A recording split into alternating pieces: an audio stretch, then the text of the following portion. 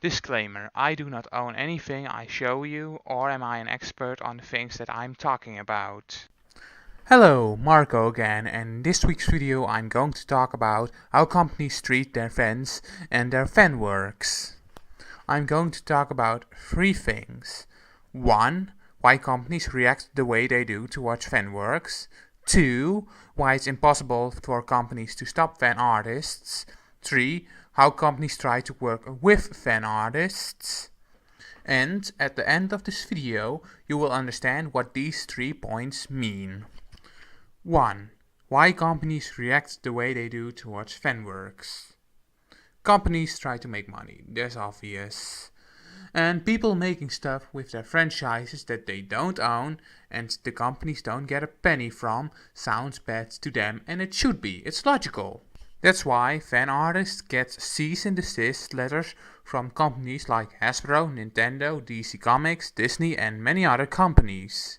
Getting a cease and desist mostly happens to people who are trying to make money from their fanworks, like selling prints, an unofficial comic book, or any other stuff. Just think of any fanwork that people try to profit off. But that doesn't mean that if you don't make money of it, that you don't get a cease and desist. Nintendo is famous for giving cease and desists to fan games, Pokemon Uranium for a recent example. Or Anne Rice, who makes your internet life a living hell if you make fan art or fan fiction of her works.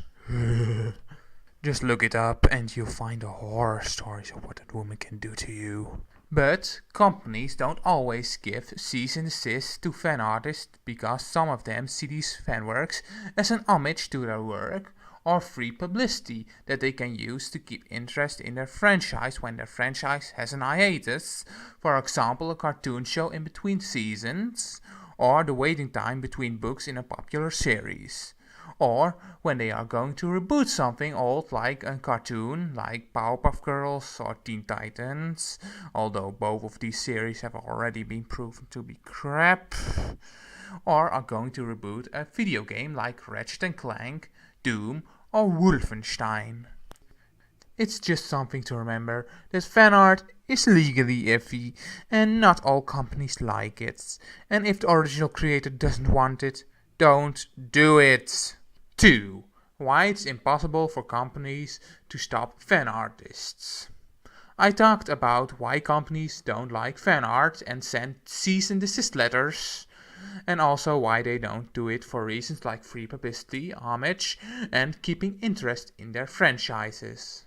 But there are reasons why fan artists aren't cease and desisted off the internet, and one of those reasons is the same reason why they send cease and desists in the first place: money. Because scouring the internet for copyright infringing material is a time and money consuming endeavor.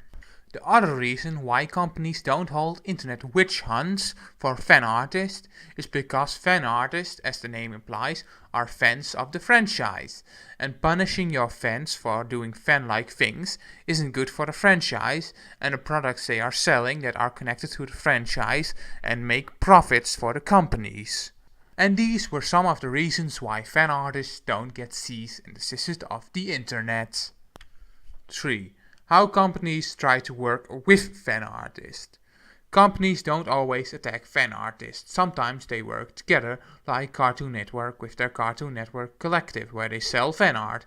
It's not really known if the fan artist gets paid for the work, but it's a good example of companies and fan artists working together to make a good product and enrich the franchise.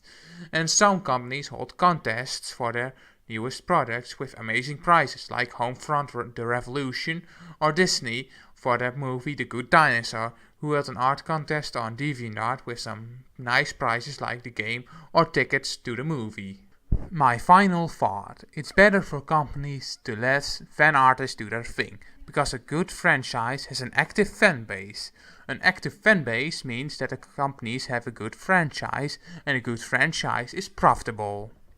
And again, if fans are punished for doing fan-like things, the franchise is going to suffer and lose fans and profits. And I know companies still go on hunts on the internet to fight copyright infringement. That is still logical. But fan artists don't have too much to fear, because, as I told in this video, there are big negative effects for every positive one. This was my video on how companies react to fan artists, and that it's better for them to work with fan artists than to work against fan artists. And please take everything I said in this video with a grain of salt, because like I said in the disclaimer, I am not an expert on the stuff that I talk about. But please like and subscribe.